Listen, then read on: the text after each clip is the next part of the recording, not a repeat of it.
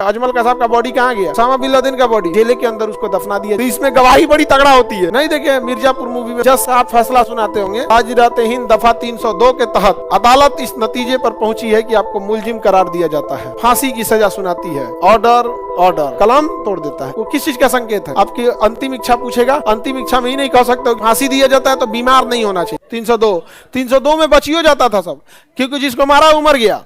अब बाकी गवाह डरे गवाही नहीं देगा, बाकी गवाह डरे गवाही नहीं देगा। 307 में नहीं बचता था सब, क्योंकि मारे और बच गया। वो खड़े होके बोलेगा जज साहब के, साहब हम ही तो थे, यही मारा था। तो इसमें गवाही बड़ी तगड़ा होती है, क्योंकि बच गया है वो, समझ में? इसमें जिसको मारे वो गया, अब बाकी आदमी डरे गवाही नहीं देता है। समझ में आ गया कि नहीं गया?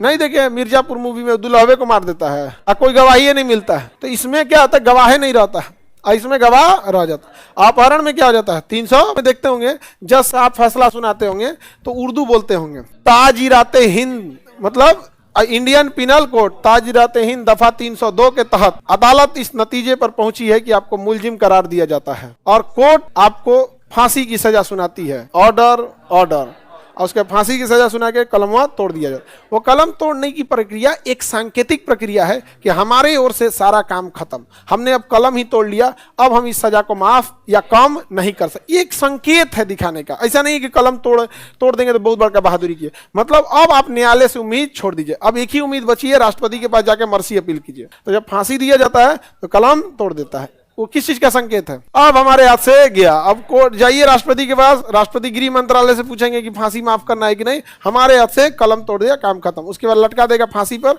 जाइए आपकी अंतिम इच्छा पूछेगा, अंतिम इच्छा में ही नहीं कह सकते हो कि हमारे बदले तू चढ़ जाओ। अंतिम इच्छा का मतलब हो गया तुमको कुछ खाना पीना है, किसी रिश्तेदार से मिलना है या कुछ करना है, तो ये सब पूछ लो, नॉर्मल चीजें। ऐसा नहीं है कि आप अंतिम इच्छा के चक्कर में कहो उल्टा फांसी दो पैर की ओर से। समझ आ गया?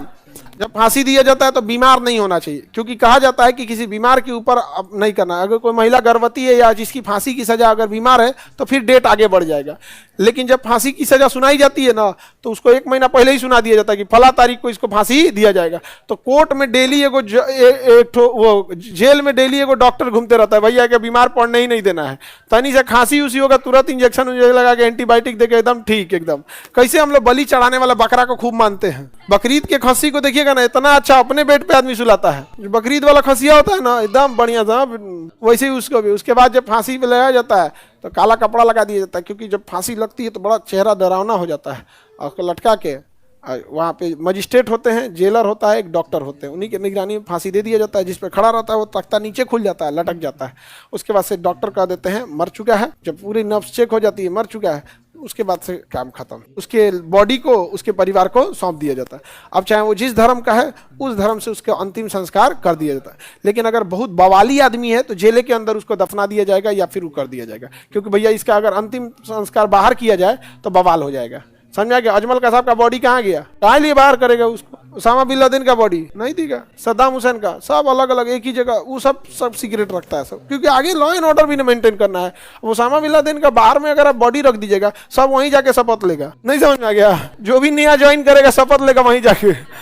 समझ में आ गया कि नहीं? वो एकदम समझिए रोल मॉडल हो गया, आइडल हो गया, एक हिस्टोरिकल जगह हो जाएगा। फिर समझ में आ रहा है? आईपीसी समझ में आ गया? ये आईपीसी खत्म।